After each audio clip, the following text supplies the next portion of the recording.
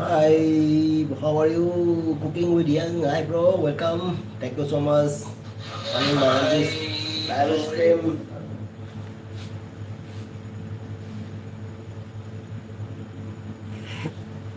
खाना खा लिया? अभी नहीं खाया, अभी बनाऊंगा।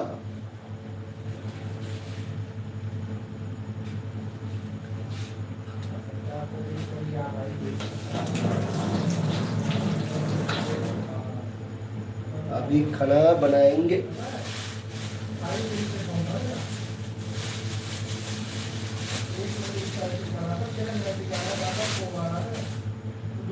अभी रोटी बनाऊंगा, रोटी।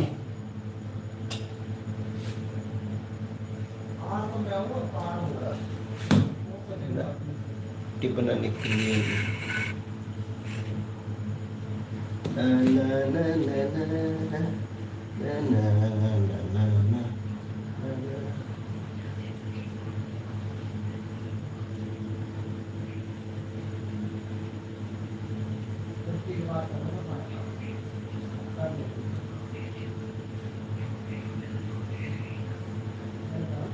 ठीक है, ओके। आपने खाना खाया?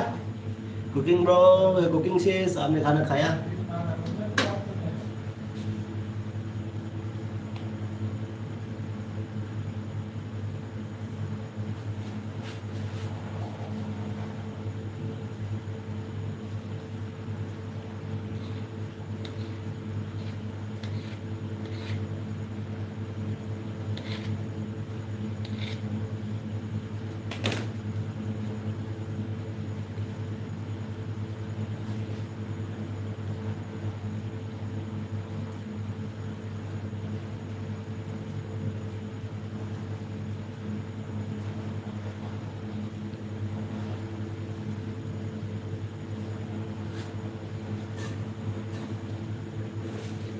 तू ही मेरी सब है,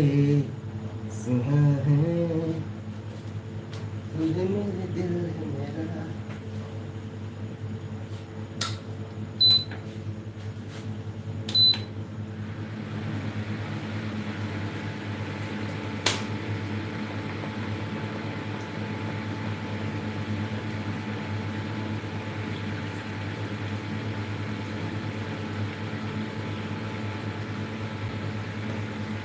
तू बदली है,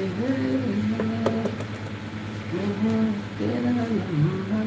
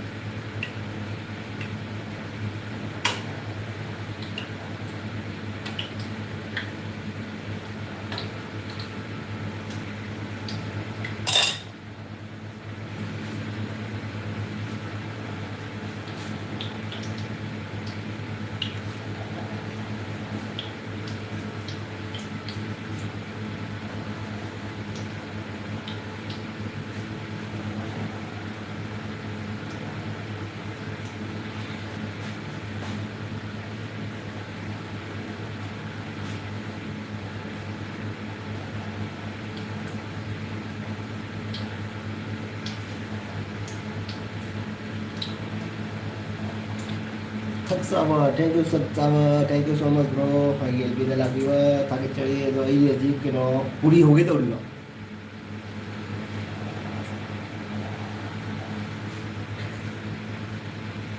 जी। मेरा पास बेलन नहीं है, इसी बेलूंगा, इसी से बेलेंगे। अभी हमारे पास बेलन नहीं है, इससे बेलेंगे, थर्मस से बेलेंगे।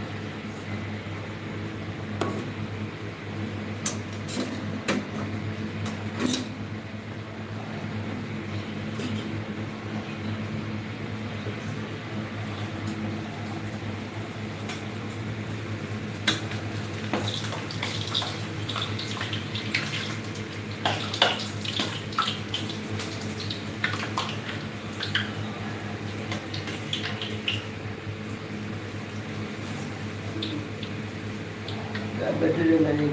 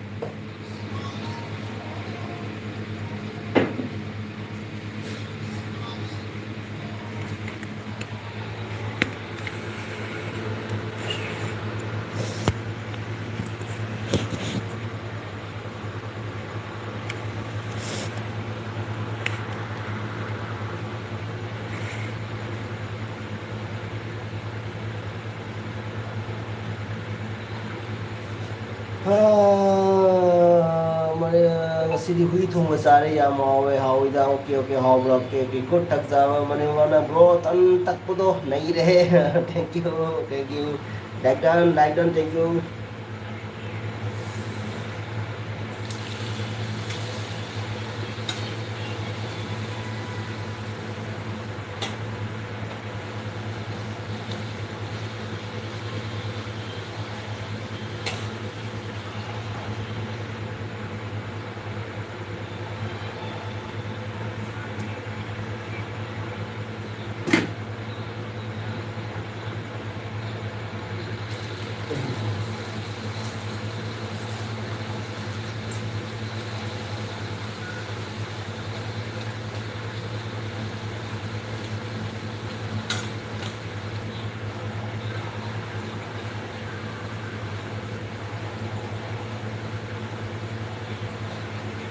ꯄꯨꯔꯤꯁꯦ ꯐꯖꯔꯦꯍꯦ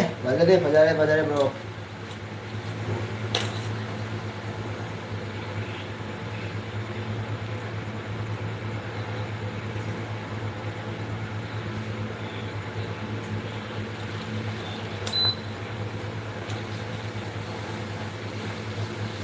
ꯀꯩ ꯏꯟꯖꯥꯡ ꯆꯥꯔꯒꯦ ꯕ꯭ꯔꯣ ꯀꯩ ꯏꯟꯖꯥꯡ ꯆꯥꯒꯦ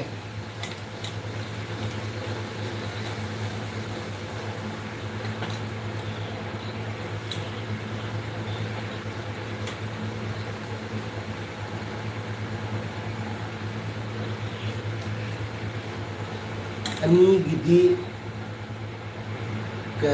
ꯈꯪꯀꯠꯇ꯭ꯔꯦ ꯁꯣꯏꯈꯔꯦ ꯆꯥꯎꯈꯠꯇ꯭ꯔꯦ ꯀꯩ ꯍꯥꯏꯅꯤ ꯇꯛꯄꯗꯣ ꯍꯥꯏꯗꯤ ꯀꯩꯅꯣꯅ ꯇꯛꯄꯅꯤꯅ ꯑꯩꯈꯣꯏ ꯕꯣꯇꯜꯅ ꯇꯛꯄꯅꯤꯅ ꯈꯪꯕ꯭ꯔꯥ ꯑꯩꯈꯣꯏ ꯃꯥꯟꯅꯗꯕ ꯇꯧꯍꯧꯔꯤꯕ ꯑꯗꯨꯒꯤ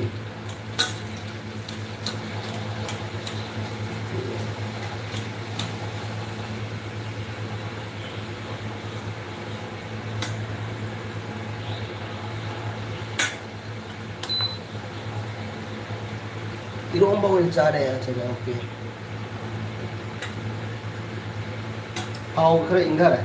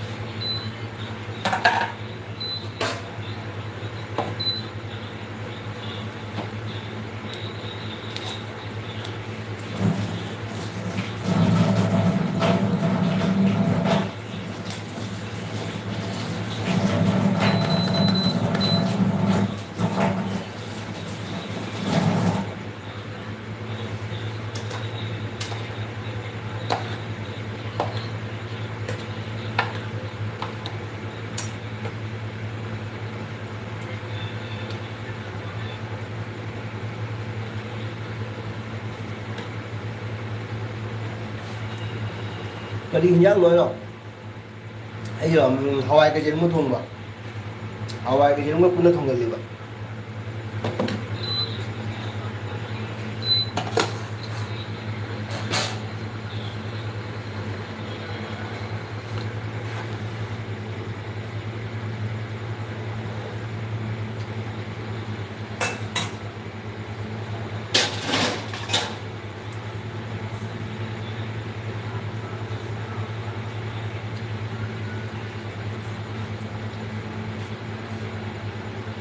Hi guys, welcome back Army Kitchen King। तो Army Kitchen King एलवी द वीडियो में आप लोगों को वेलकम। Army Kitchen King के एलवी में सभी को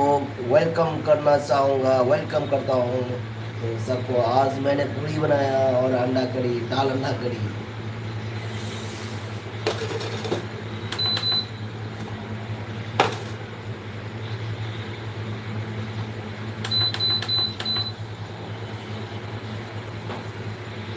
ये रूम भावनी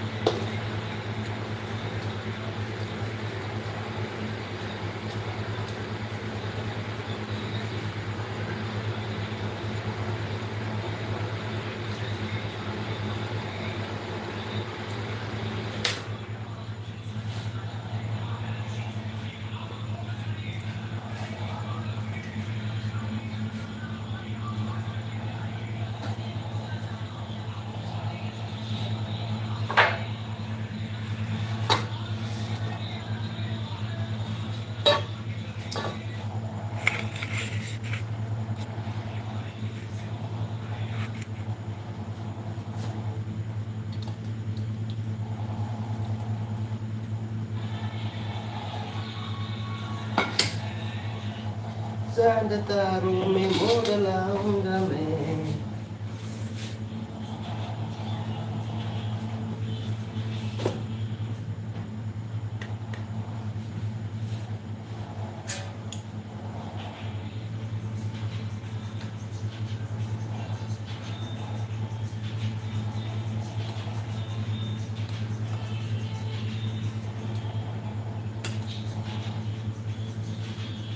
Batas?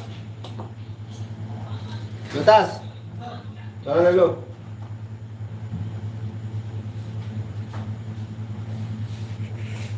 ₹5 में बिरयानी। 5 रुपए में बिरयानी। एक करेला बैगन सब मिक्स करिए है तो। अरे भाई जो मैं उसको बोला था सर मत लो, आप नहीं खाओगे। करेला का सब्जी भी बनाया था क्या? नहीं, करेला बैगन से मिक्स किया हुआ है तो। पता नहीं। देखते हैं बाद में खाएगा देखो। ये मेरा आइटम हो गया। मेरा तुमसे लगा था। अब ये ले लो आपका। गरम कर दिया है? वो नहीं लूंगा मैं। क्यों? चावल कितना चाहिए? अच्छा चावल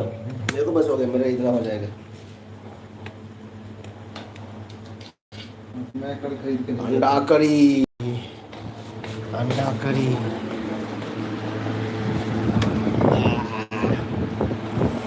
मेरा दिल भी कितना पागल है, ये प्यार मत करना। खरीद के लेके आऊंगा। क्या चीज़? सोना मसूर।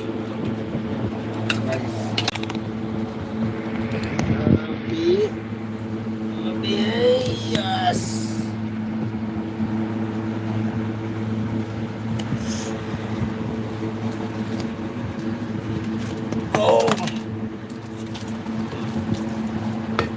समीर सर क्या यार हम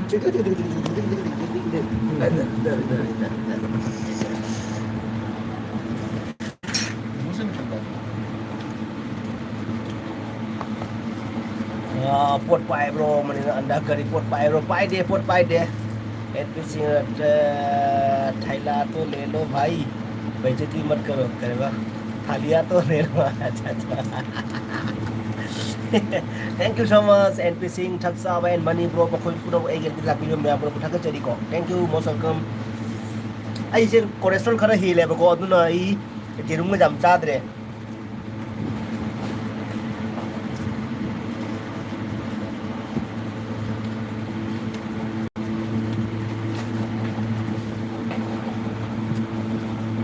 कोलेस्ट्रॉल खरा हेन मना जेरुम जाम चाद्रे जे।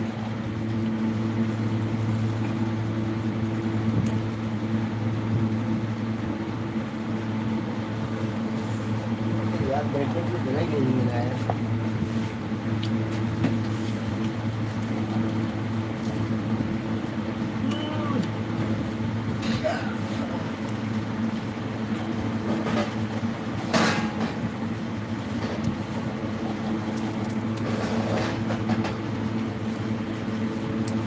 थालिया में मज़ा नहीं आता, इसमें कढ़ाई में मज़ा आता है खाने में।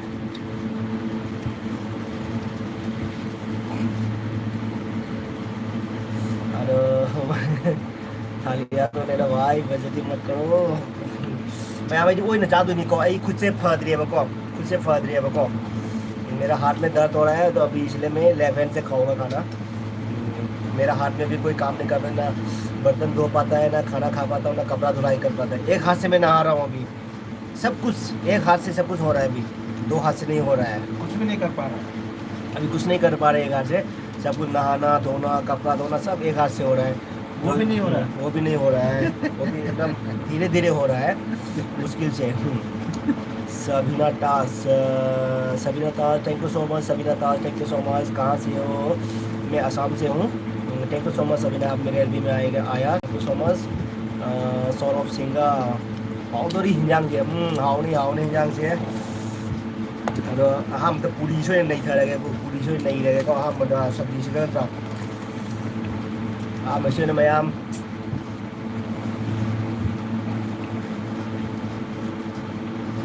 वापस डाल दी तेल।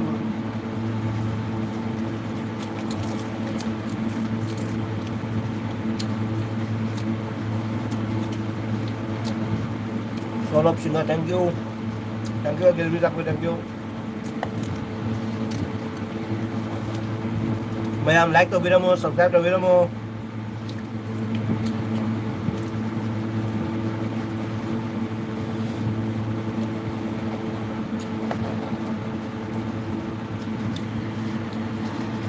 पानी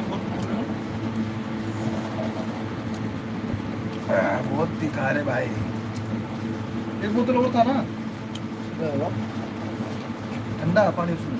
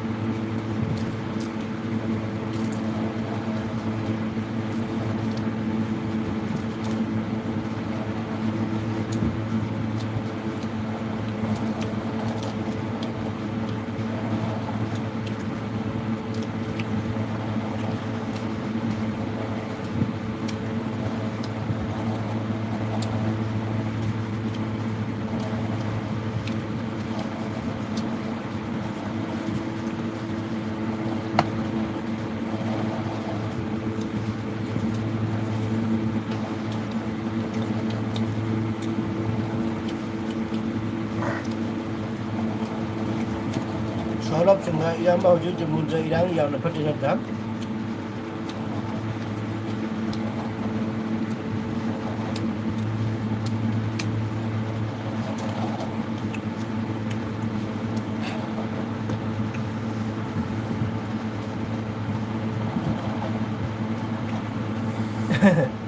मैंने बोला खांग दे चाप ना हाव बे हेले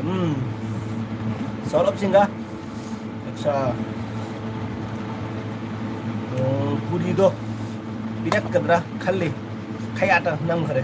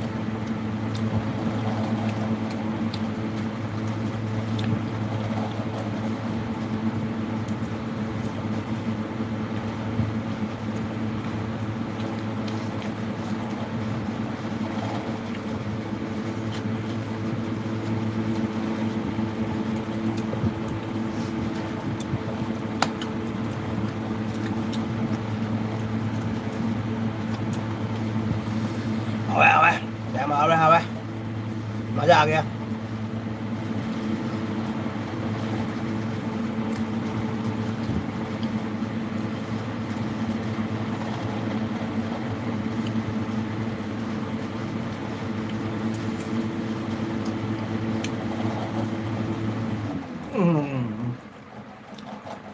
मजा नहीं आया।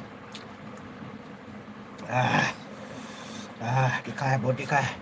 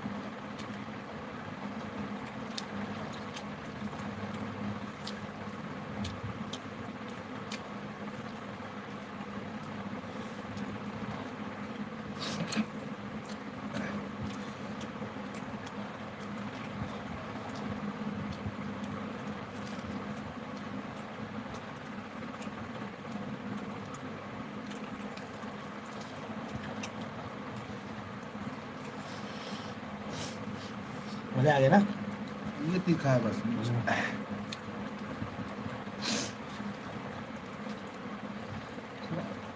आपके हाथ में उसके हाथ में बहुत था तड़का में. मेरे भी अच्छा नहीं.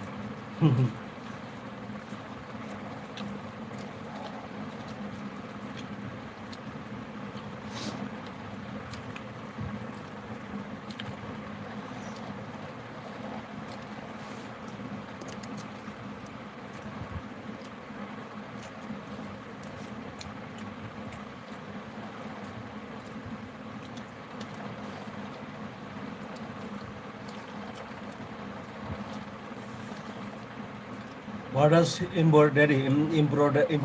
Christian? Embroidery Christian. Hello. Hi embroidery Christian. Thank you so much. मेरे भी में आने के लिए thank you so much. Hi. आपने क्या डिनर किया आज? Embroidery Christian.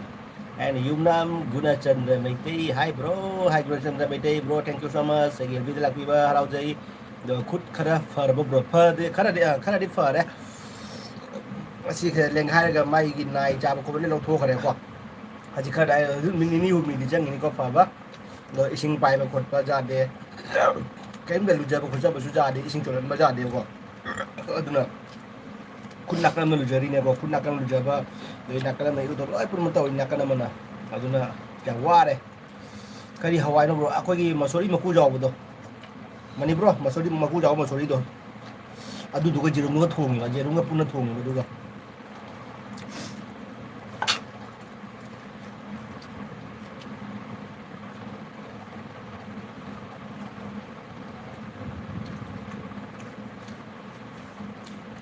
ไอ้กี่คอเลสเตอรอลเขาวางไงครับว่าคอเลสเตอรอลที่จะนี่เลยมันถูกเองก่อนแล้วเขาเห็นใจเลยเขาจามไหมไอ้เรื่องที่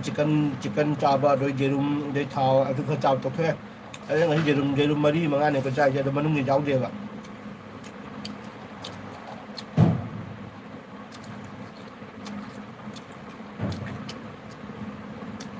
ไม่วันอ้อไอ้ก็เขาผมลังเลนหันลังเลนนี่จะ thank you so much จะคุยได้ก็เดี๋ยวบอกว่าไอ้เรื่องดับไอ้จะคุยได้มาดีเหมือนกันที่พาได้ไปท่าเดี๋ยว thank you so much ลังเลนนี่จะเก่งยังใช่ละแกบุญชนได้เก่งเนี่ยกับบุญเก่งยังใช่ละแก for like เดินอีบุ้งลังเลนไฮแบบนี้เนี่ยก็แล้วทำไมหมู่บ้านตัววิวไม่ดาวย้อนลงกันดีคอเลสเตอรอลเช็คตัววิวคอเลสเตอรอลเช็คตัววิวคอเลสเตอรอลอะไรแบบพัดเต้คอเลสเตอรอลอะไรก็ที่คนจะ heart attack ที่ problem จะสู้เหมือนจำหลักกันลีคอเลสเตอรอลอะไรก็คอเลสเตอรอลมันก็นี่ช่วยมันเบสคอเลสเตอรอลมันน่ะ good คอเลสเตอรอลเลยก็คนเบสคอเลสเตอรอลซึ่งจำมันจำพัดเต้บะอะไรเนี่ยเดี๋ยวไอ้เจ้เบสคอเลสเตอรอลเขาเฮเลยมันก็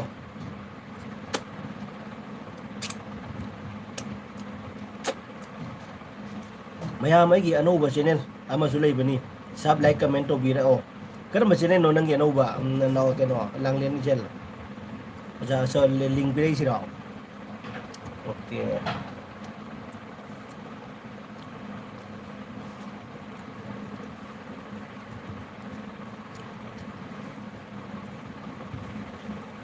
सौगरी अमगा ngasi ayuki ngarenga kanghouga chare ngasi di okay okay asawni du chu aho mathen ko सौगरी ga nga go loi mathen chu chure ba ibung mani hai ko na le ke na langlen tawrake ko mani wana tawrake mayam langlen gi pire ba pin sida mayam tang support to view ai lb da lakpi friend mayam na langlen gi lb sida langlen gi ai na to video pin sida tang chang bi da gam tang sub to view mayam na support to view mom ta hi guys welcome back जो मेरे LB में आया है जितना friend मेरा जो मैंने जो पिन किया है वो है उसमें थोड़ा सपोर्ट कीजिएगा वो न्यू चैनल है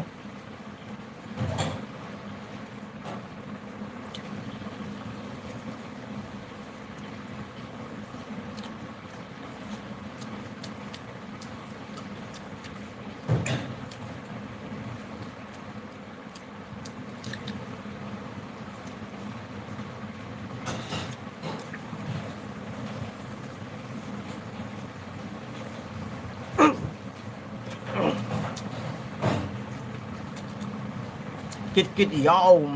गौतम जादव अंडा चावल खा रहे हो सिंगर सर हाँ गौतम हाँ गणेश हाँ अंडा चावल खा रहा हूँ दाल के साथ welcome welcome thank you so much मेरे एलबी में आने के लिए गौतम और मैं आपसे मैं बाद में कॉल करता हूँ आपको मैं कॉल करूँगा बाद में ठीक है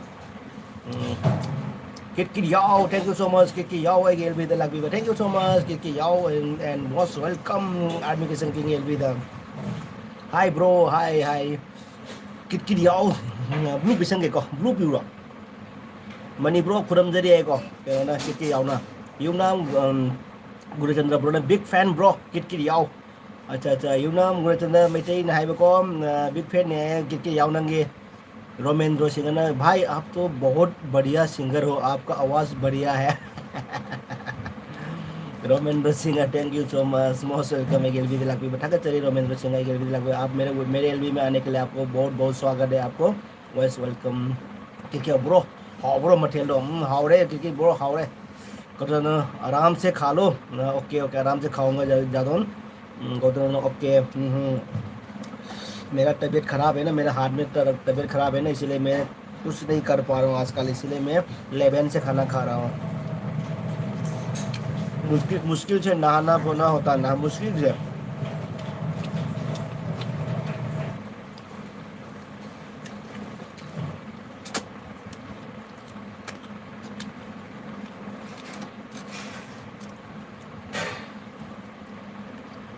ठीक है यूमनाम थैंक यू आएगा क्रिकेट ब्रो ना यूमनाम ब्रो ना थैंक यू आया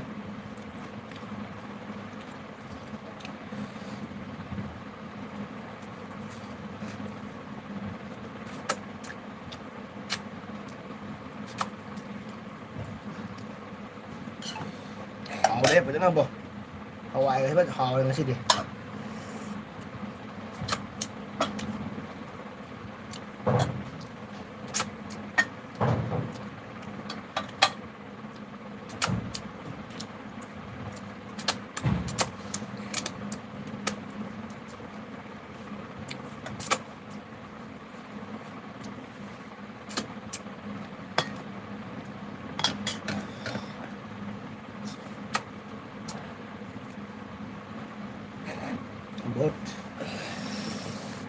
बहुत मजा आ गया मिर्ची भी मजा आ गया जो मैंने किट एलबी ngasi tawdro rồi mình nói sẽ cái mà LB tàu đề ta và cái LB tàu đề ta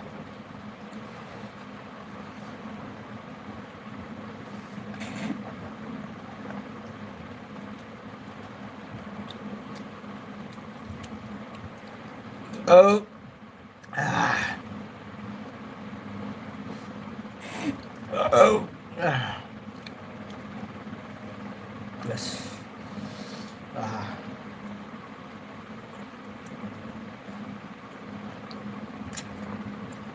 em आओ रे मज़ा आ गया खाना बहुत खा लिया एक डब्बा चावल खा लिया एक कटोरी भर के अंडा करी खा लिया एक कटोरी भर के अंडा करी खा लिया मेरा एक कटोरी और 2 पूरी जीने के लिए जीने के लिए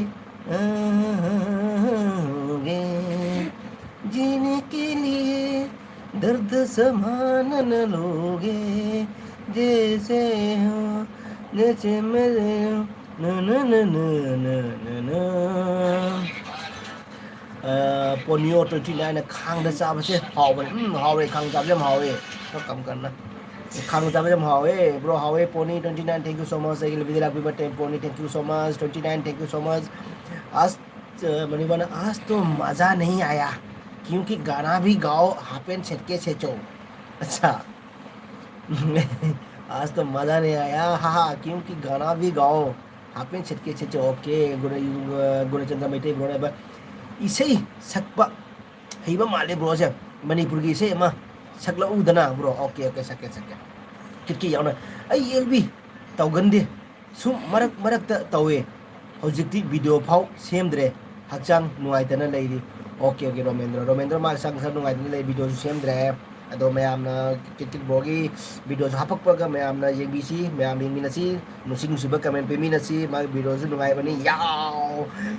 मैम सिदा लेजरेगी मटेरियल मैम सिदा लेजरेगी जेरुम थोंबा मैम सिदा लेजरेगी जेना टॉप सिदा लेजरेगी सिदा लेजरेगी मैम नेगी नुसिबना के चने कतरंग कतरंग कतरंग कतरंग मैम नेगी चने सुबु कतरंग कतरंग कतरंग कतरंग कतरंग कतरंग कतरंग लाउनो साब तो वेनो छर छर छर सर सर सर सर लाउनो मैम चकाई बिरमु आइगी चैनल सिबो मैम नुंगाई बने किकी ब्रोगी मनिबो किकी ब्रो तुम दिबो इसे सारा सिरो दुदि इसे होरो सिरो मनी ब्रोगी सेम सारा के को इसे सुबजत लन सारा के को दुदिया अपेंग सर के सचौ दु तौरा के को दु पुन्ना तौरा के को माने गुणचंद्र bro and Mani bro nova न कोइनम की पुन्ना तौरा के को हापेन सिटके छेचो मेदी सिटके छेचो सलवार सिटके छेचो तम नपी तम नपी तम नपी तम नपी हापेन सिटके छेचो तम नपी तम नपी तम नपी नंगन सक फजबसे आईगी इमाइनी नंगन सक फजबसे आईगी इमाइनी फोरेंगी मतौ तम्मदो चखुटि मतौ तम्मदो फोरेंगी मतौ तम्मदो चौकट मतौ तम्मदो इसु यामना पामदे नमतियांगुने नमतियांगुने नमतियांगुने नमतियांगुने फोरेंगी कार तोंहनगे चेतना चाकी चेतना चाकी चेतना चाकी नुपान नुपी सानिंगबो नुपीना नुपा सानिंगबो उरे ngasi imangda oi homono saki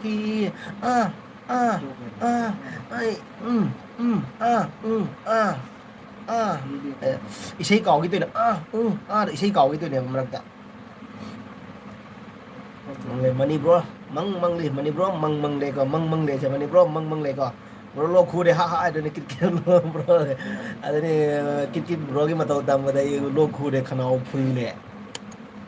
कित ब्रो तुम रिबो आयो को मनी ब्रो ना कित ब्रो लो खुदे हा हा आयो को कित मनी ब्रो नंग मंग ले को युम नाम कुना चल मेटे नहीं रा हा मनी ब्रो ना कित bro hai nong sele ko itu nih mai ki katrang meow mai ki jenis meow katrang sar lalu meow nu sini sebiji kayu itu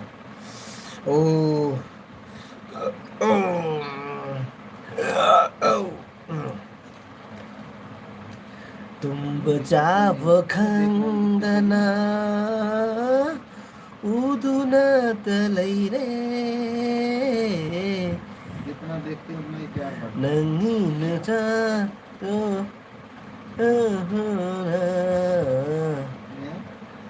कई बार नहीं हेंटोय ओके हेंटोय कहीं जंग चागे brother thank you so much हेंटोय एगेल भी दिलाक भी बैठा के चली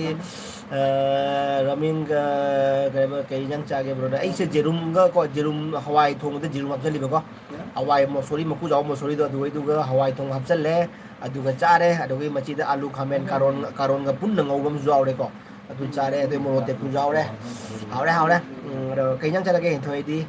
चलिए कहीं चल के टाइप सिया नमिंग कहीं नो आएगी मिंग्स नो आएगी एम्ब्रोस को रे ब्रो आएगी चिया टीएफओ चिया कितकी यावना हेंटोय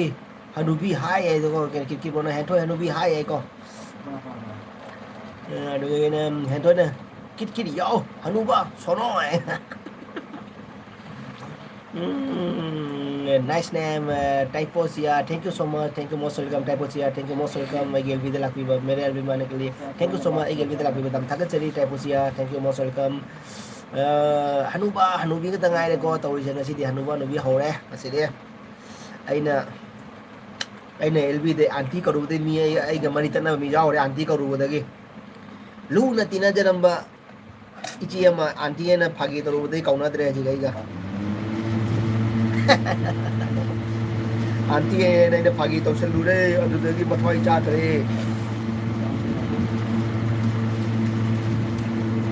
सौरी चाहे ब्रदर अच्छा अच्छा किकिनो फिनो दूर बेटी हेथोय बकरा फिनो फिनो आईडी फिनो फिनो दूर बेटी हेथोय को सौरी ना चे सौरी चाहिए ब्रदर ओके ओके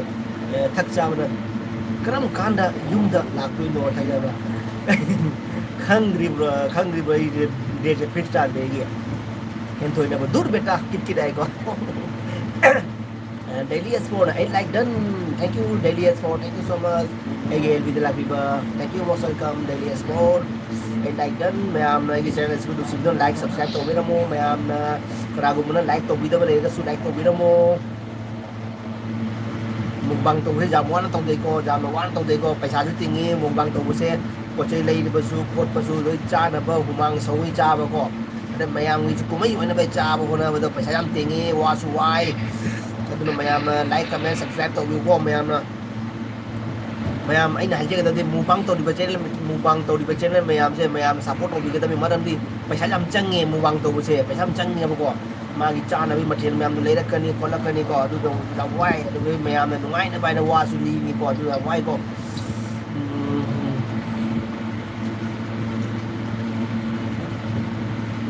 लाइक तौरबनी को डेली एस लाइक तौरबनी okay okay thank you daily एस लाइक तो बिल बेटा मोटा रोमेंद्र सिंह ने ब्रो ने हेंथोय बुढ़ी माई आपको बुढ़ी माई कुरमदरी हेंथोय बुढ़ी माई आपको कुरमदरी है प्रणाम किया रोमेंद्र ने कित कित याव ने पागल बेटी हेंथोय तुम्ही किता लागी हमारे बेड कमेंट करसो आमी तुम्हार जमाईनी दूर बेटी अच्छा मैं कितके याव ने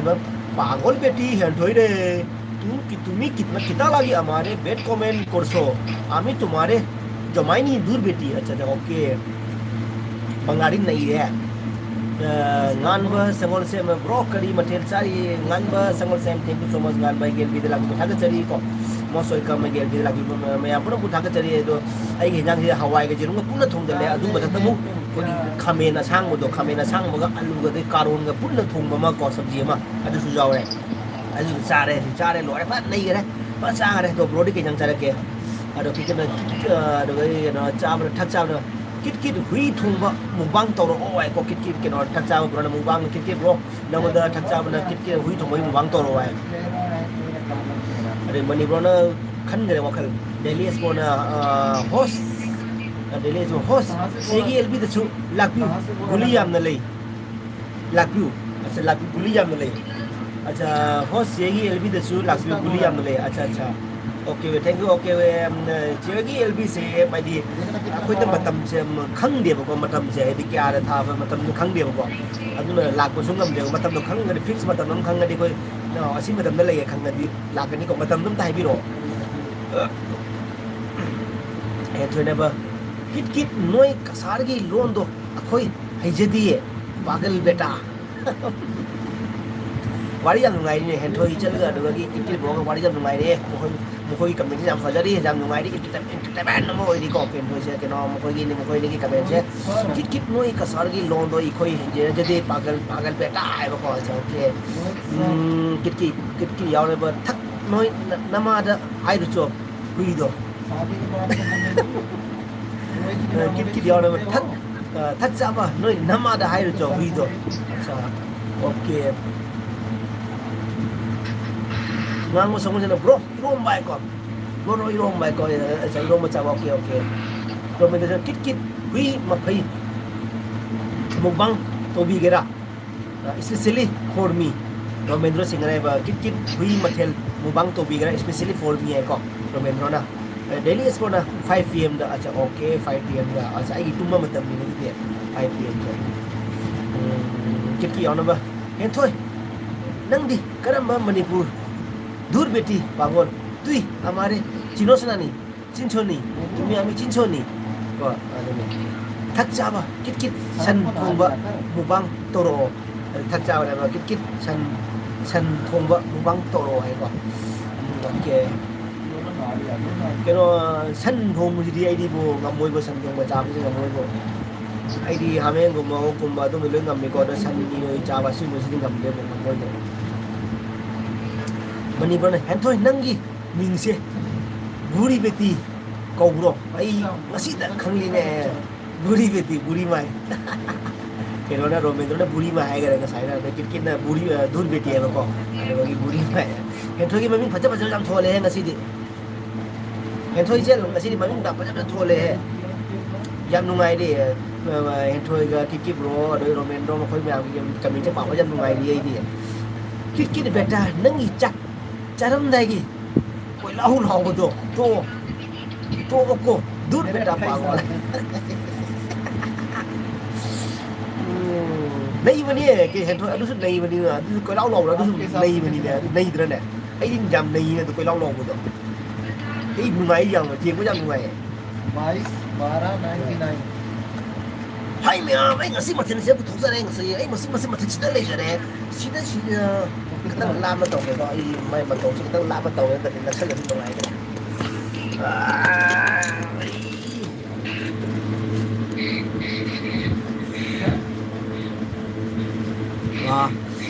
हेंथोय सब तो भी रमो प्लीज अंजर के को हेंथोय से के नो channel Friday as daily for support का रेलियो के नो ना मनीवाना इखोय का सादा सन चादे हम ना तो ने कोई का सादा सन चादे का सादा सन चादे तो मैं आम किट बोगे के नो मागी मुबांगी के नो सब तंग खतंग तो जरा को मैं आम वारो भी बता दे तो मैं आम मान रजी मु को हेंथोय की मिंग याम फजे मने हेंथोय की मिंग याम फजे हाय मैम मैम अगी मैम अगी सिगम मथेल मैम जरे अगी सिगम मथेल हम जैसे जोंसां तो से छिंजु सिगम मेमिक छिंजु ले जरे सिगम थ्रंगा मकों ले जरे से जेनो फेम ले जरे मैम रोमेंद्र होय ने की ब्रो गुड नाइट ngang बसो ने bro good night okay good night Romendra सिंगना होय ने किट से मुबांग द होय लाव बसे मीना बेट कमेंट पिने है अच्छा मीना गेम कमेंट पिने है अच्छा okay I the no Piru देबो आई दी नुंगाई याम ना आई दी पीरु दे देमबो अदु खंग आई दी चैनल पाइबो मी पुन जहा चैनल पाइ रसु मा मीना वीडियो फनर फजब से मसु फजदब से मसु आई दी बेट कमेंट हम द पी देखो अदु कॉमेडी टाइप की कमेंट दी पी आई कॉमेडी टाइप की कमेंट दी पी आई दी कमेंट दो पारगा नोंग बगी दी पी को अदु बेट कमेंट टाइप द कोई मचिन थी बको अदु मुदु पी दे अदु हैना देबा अरे के ना किट बना तो ओय हेंथोय नंगी नसादा जुरुंग ओइरो आई दुमाइना चारमदाय खुदिंग दूर बेटी पागल आमी तुम्हार जमाइनी पागल बेटी अच्छा किट हुई थोंबा को ठकचा कनान ठकचा बरा ठकचा किट हुई थोंबा चानै ना नोय नमागा मुबां तोगे ना यागरो नोय नमागा मुबां तोगे ना यागरो किट हुई थोंबा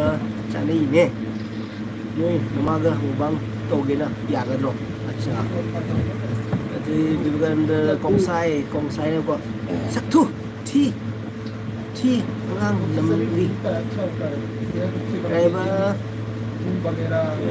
bipangan na kong size tuti ngang namgi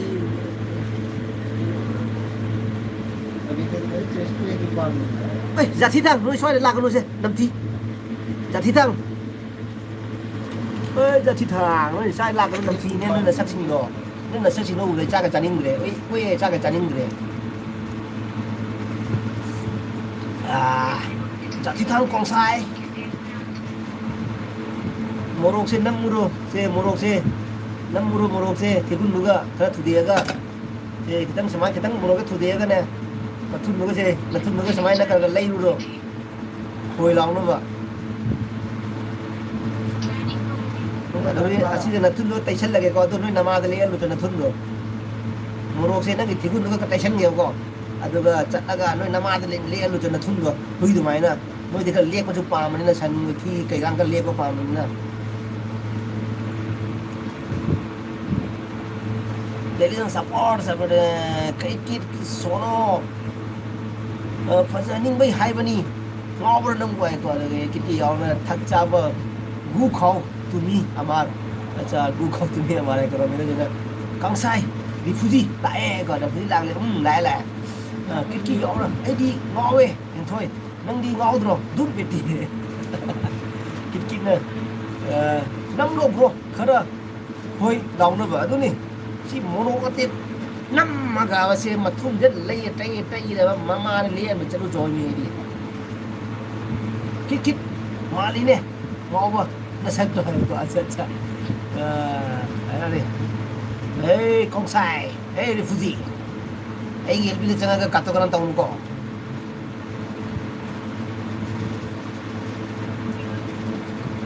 hey chin thi ba kara haina de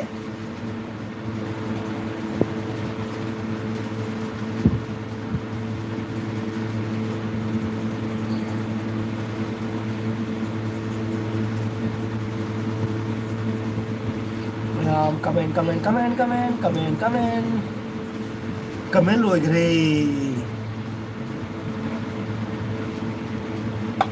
vậy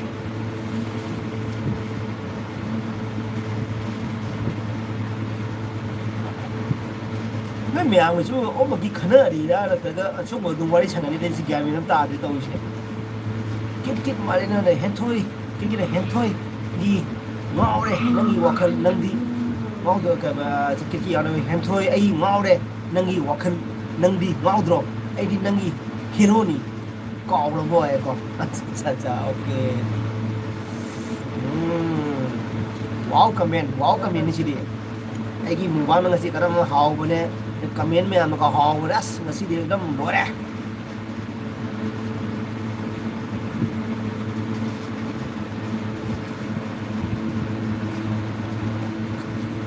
mani wana khanari na te asal khari na te ke handona kit na sak tu ga hero ni kai na asi di komai ni ngasi LV je dam nai de asi LV je nai da comment pam su ngai da ai na ka nok ning ma pam ne ai na pam je ba ai ki subscriber me am su lai ko ngasi di comment to se an ai na pam je ru ko ai na iru je ning ma thong te ko ka chak ana ngasi di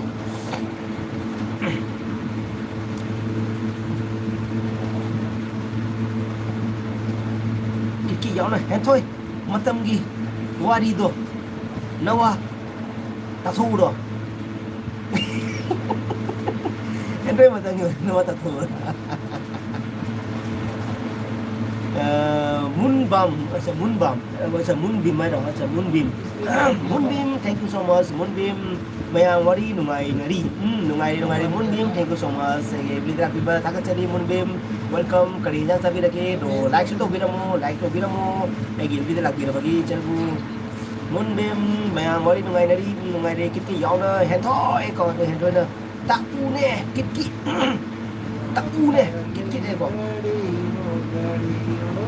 ta u ne kit ta u ne kit ai hen thôi na thak sao na ga kit pharaga kuti da pullaga thi mahi bithau ra thak sao na ba kit pharaga kuti da pullaga thi mahi bithau ra ba acha hen thôi na ba kit ta u ne ngang là rồi chi lui ba ko nang na rồi chi rồi kit ta u ne nang na rồi chi lui ba con đừng là có lịch cả lỗi tiếng tàu gì xe đi sang yam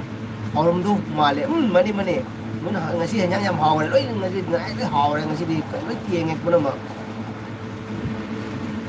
kít gió đó mà tắc khề năng nung ngay phòng là rồi thì thôi tắc khề năng nung ngay phòng là rồi thôi còn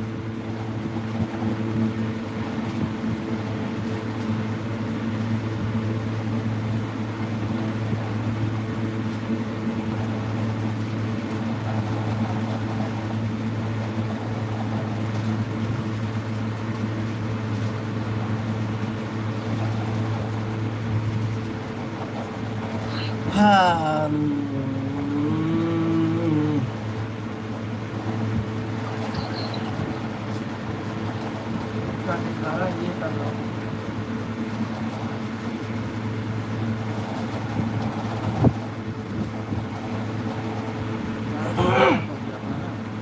nungai phangdradi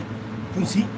loirabane ko nungai phangde punsi loirabane mani brona mani mubang ko kitiyona thaksa ba nang na thabak to segai raga I thoro silter thokpa ngamingro yengiro ko munbe na ba munbe na ko kaino swai se khuna baika tawna doira khuna bika tawna ka mun खाने फागी तो नहीं था ये लेकिन ऐसे क्या मिलम ता आदमी है क्या ना मुन बीम से रोमेंटर सिंह ने इताओ कोई मिटे इसे इते हाई ना लाई ओ इक्रबा हांसी ना मिटे मिंग पिरम बने इताओ कोई मिटे इते हाई ना लाई ओ इक्रबा हांसी ना मिटे मिंग पिरम बने इते ना बने अदोनी कैसे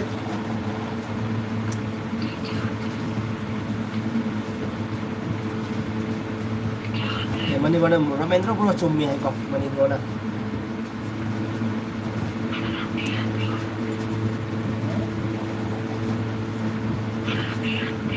thak sao na kit mi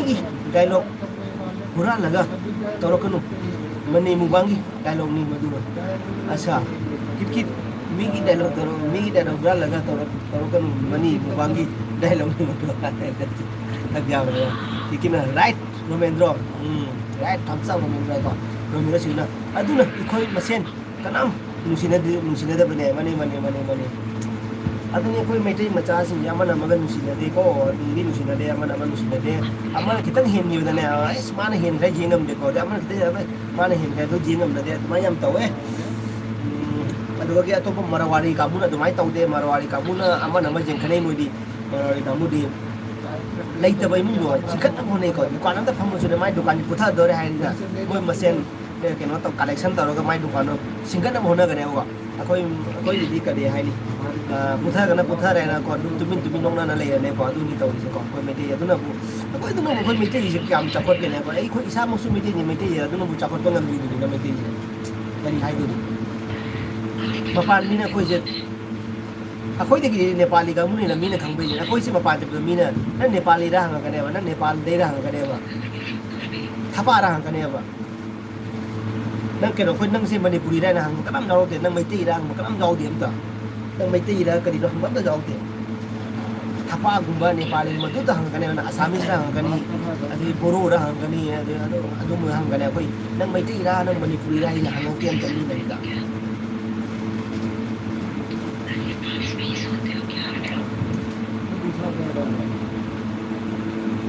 right बताओ जरा Ramendra aduna ikoi mana muja dalam kiti yana thak chawa aseng ba nang section lo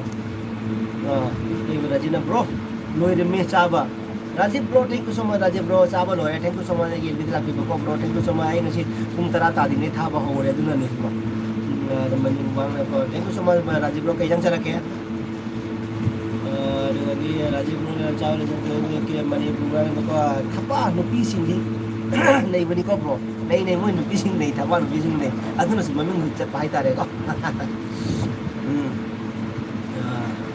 aji di mo sukan na phawle ji Nepali ka mu thapa ka mu sukan na phawle ji ke no da celebrity rom na kan na television TV da jam kan phawle mo ju dance da bi sai de kai di jam phawle mo ju ji ma so re bi kit beta ke no da hen thui na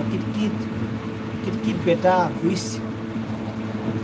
huisa thongba sara o hai ga jade nang dur beta bam hen thui na ba kit beta huisa thongba charo hai raga jade nang di dur beta ai ko tha cha ba kit nang chai hai do khang bra ko kit ne ya na ai na u ba nu mi ta nang na tha ba to se ai raga i thak toi ni nang che shilo thak sa ba ko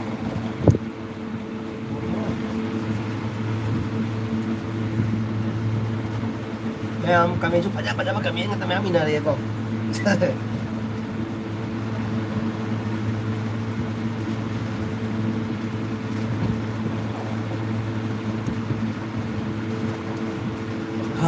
अइना सब अइना उबन उबन से पारे का कि याना हेंथोय दूर बिटी तुमी खाउन मेकुर अच्छा मेकुर जे हुई ओबर अच्छा ओके थक सावना बा अइगी खलुनु नंग हाना खलु मनी मुबांगी डायलॉग तौरनु मल्ले आइबा अच्छा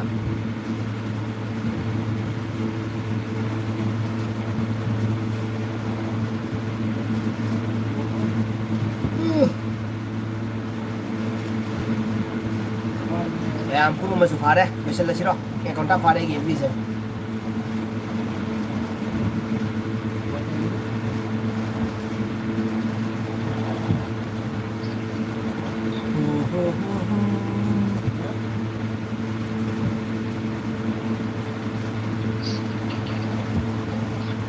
Cái kia là thất sao không? Chết cái tấm quỳ đây, cô, dàn tàu, cái là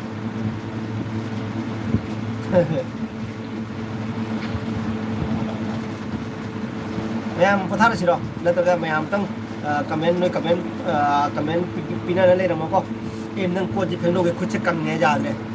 खरा के सोंद नागी बे खुद से को आई खंजा बतो को नंद बांग लाइट ते मु बांग तो बतो को चाक चार के खुद हाम दना छुम लई बतो पुंगनी हुम छुम लई बतो खुद हाम दंगई अदुगा की इन्फेक्शन होय तरो को माले खंजा बतो मसे अना बसे को अदुगा अदुगा ओर को त्रे खल्ली को आई खुद हाम दम चाक चार लई बतो खुद हाम दना लाइट ता अदुगा की तरो को माले को से अना बसे इन्फेक्शन होय दिसेมันส้มแต่สมมติตลอดดีขี้ดีก่อนดูหน่อยใช่จัดจ้าไปเสียกังเงี้ยทำโดขี้ก็ไม่เอาตั้งวันนี้ฉันน่ะไปทำดูสิวันนี้ฉันน่ะไปทำ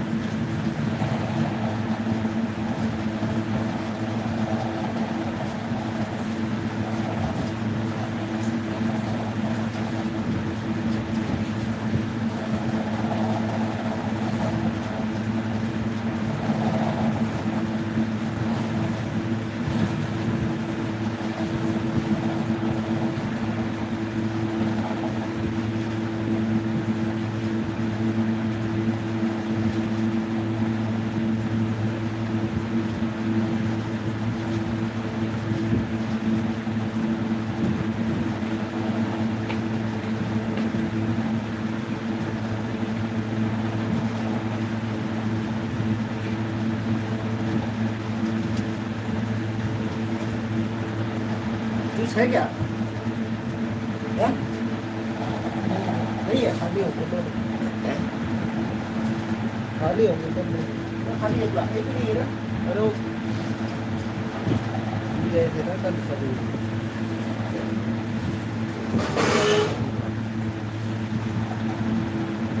हाँ, खाइबा थक जाबा थोई डार्लिंग की खबर कित खुद खुद हम रॉयल भी क्वेश्चन लो अच्छा अच्छा ओके सुमी ब्रो खुद हम को मनी मनी अरे जामी ब्रो खुद हम थोक लो ओके ओके थक जाबा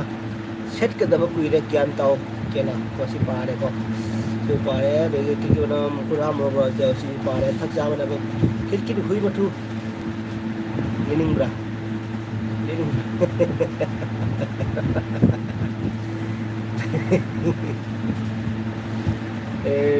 take मेरे खुद हम रो एलबी क्वेश्चन लो ओके भाई ब्रो ओके ओके हेटो ना डार्लिंग की खबर रे को जाब ना कित कित थी जाबा कित कित थी जाबा बैठक जाब ना को अच्छा कित की आना थक जाबा ज्ञान तो ठोकला मफम अदुदा अमुक चनिंग ब्रा अच्छा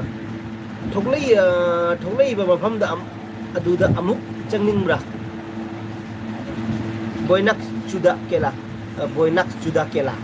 asa asamis ne ba ko thi ja ba yaw na de tau sia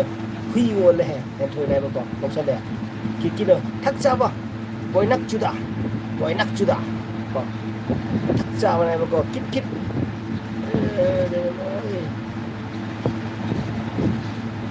hey thak ja ba cái nó nói hình như thế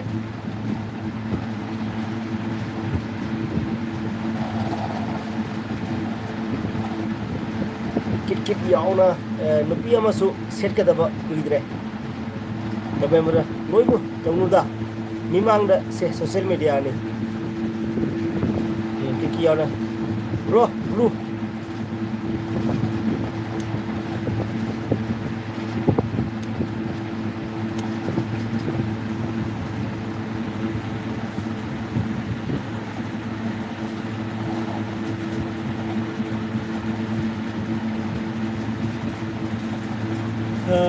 na na na na na na na na na na na na अरे money बना LB the फजे फजब वही season से आइको money बना के दा money bro अनि से थबक तो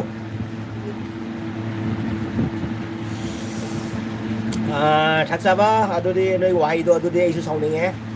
अदुदि आइसु नुगाइद्रे नोय वही दो अदो मैम नोंगो सपोर्ट तौद्रगसु काइदे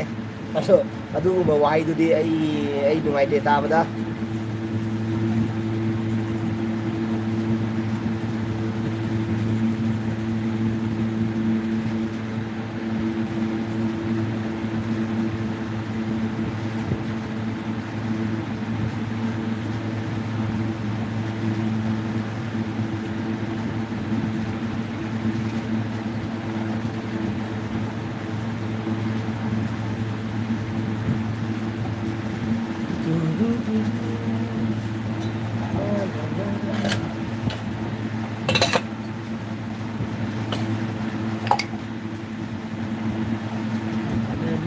kit apa ni bro tak sabar tunggu dah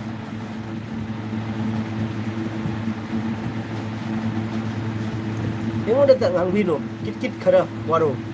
ada kit na chu di hai bu kit chu hai ri ko ma su machin thire nang chu machin thire ko machin thi ba se di nang ni to katang hin ba ma le ko machin thi bu do ai ngasai de comment je pa ri ne ko ada machin thi ba se nang ni to ka hin ba ma le ai di jam machin thi bu su ngai de na ko pa la ko da ai ko na su ngai de pa bu da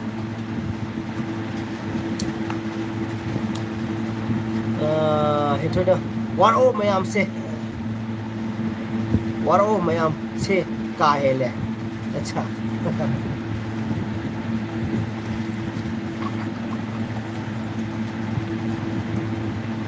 kit याओ वर मी पाउ यु बिदि के थक्सा हा हा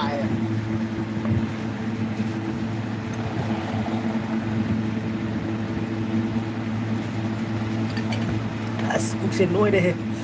mục bằng tàu thì puk sen nôi đây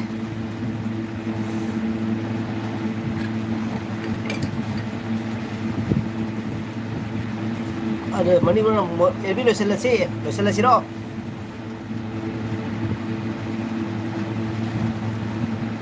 ma'am तो बाहेरो आई मुत थमगे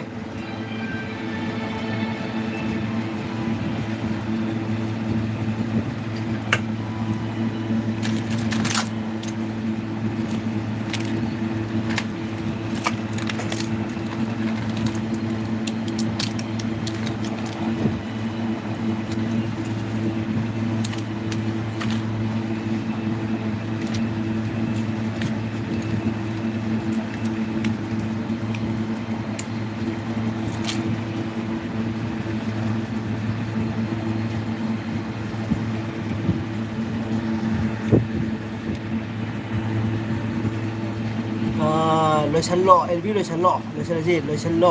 अच्छा okay मुद का थमलनु अच्छा ओके मनी बना डायरेक्ट कथलो ओके ओके अच्छा ओके आई कसारगिनी लोइसु मणिपुर से इखोगी मैत्री बागनी खल्लिनी अदुबु इखोई मसेन नुसिनदबगी हायरदी मैत्री नुपीसु नुपादगी तादे अच्छा ओके आई कसागी दोसु मणिपुर से इखोई मैत्री बागनी खल्लिनी अदुबु इखोई मसेन नुसिनदबगी हायरदी मैत्री नुपीसु नुपादगी तादे आइबको अच्छा ओके एलबी लोइसल्लो okay okay okay bye bye ma'am पुनः एलबी लोइसल्लासिको मैम आई एलबी लागिबो रोमेंड्रो बोगी कमेंट जाम फजई do mani bro and kiki bro and taksa and mani bro dugagi tigara no le madoy dugagi kiki yaw de hetoy me ampuro mag do de elbis lo lage ko bye bye November bro so waro ba de saw ba de ko ai lo lage ko dang November bro dang bye bye hai bi lo mom tang